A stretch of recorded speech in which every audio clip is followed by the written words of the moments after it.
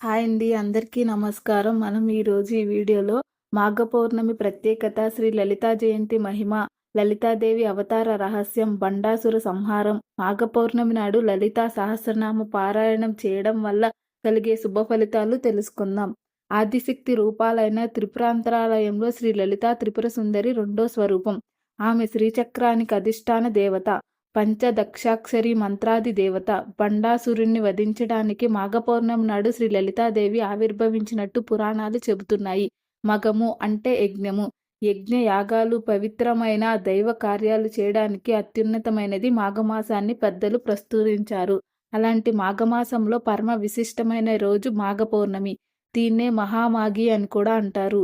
ఈ రోజున చేసే సముద్ర, నది స్నానాలు, పూజలు అపారమైన ఫలాలను ఇస్తాయన్నది శాస్త్రవచనం.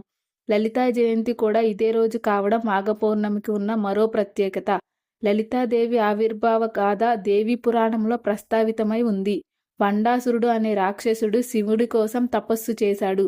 శివుడు అతని తపోనిష్టకు మెచ్చి ప్రత్యక్షమయ్యాడు. ఎవరైనా తనతో యుద్ధం చేస్తే ఆ ప్రత్యర్థి బలంలో సగం తనకు రావాలని శత్రువులు ప్రయోగించే అస్త్రాల వల్ల తనకు ఎలాంటి హాని కలగకూడదని బండాసురుడు వరం కోరుకున్నాడు. శివుడు ఆ వరాన్ని అనుగ్రహించాడు. వరగర్వంతో విజృంభించిన బండాసురుడు తన సోదరులతో కలిసి 3 లోకాలను పీడించడం మొదలుపెట్టాడు. అతను పెట్టే బాధలను భరించలేక నారదుని సూచన మేరకు ఇంద్రాది దేవతలు శ్రీమాతను ఆరాధించారు. మహాయాగం చేశారు. ఆ హోమగండం నుంచి శ్రీ లలితాదేవిగా అమ్మవారు ఆవిర్భవించి శ్రీచక్రాన్ని అధిష్ఠించి బండాసురుణ్ణి సంహరించింది.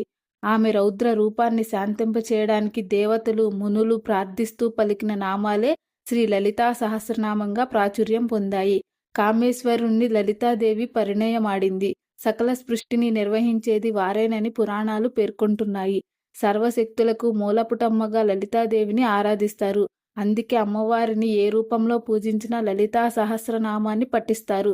అరుణవర్ణంలో ప్రకాశిస్తూ పాశాన్ని, అంకుశాన్ని, పుష్ప బాణాలను, ధనస్సును 4 చేతుల్లో ధరించి ఆమె దర్శనమిస్తుంది. శ్రీ లలితాదేవిని భయాన్ని పోగొట్టి శాంతిని ప్రసాదించే తల్లిగా కొలుస్తారు.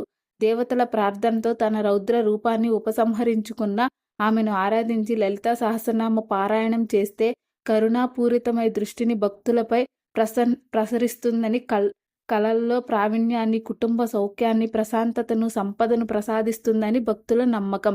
ప్రత్యేకించి శ్రీ లలితాదేవి జన్మదినమైన మాఘపౌర్ణమి రోజున పవిత్ర స్నానాలు చేసి లలితా సహస్రనామ పఠనంతో అమ్మవారిని అర్చిస్తే అభిష్ట సిద్ధి కలుగుతుందని, అలాగే ప్రాతస్మరామి లలిత వదనారవిందం అంటూ ప్రారంభమయ్యే శ్రీ లలిత పంచరత్న స్తోత్ర పారాయణ కూడా విశేష ఫలప్రదాని మని పెద్దల మాట. రేపు మాఘ పౌర్ణమి సందర్భంగా రేపు సాయంత్రం తప్పకుండా సాయం సంధ్య వేళలో లలితా సహస్రనామం చదువుకోండి. అమ్మవారికి పాయసాన్ని నివేదన చేయండి. శ్రీమాత్రే నమః.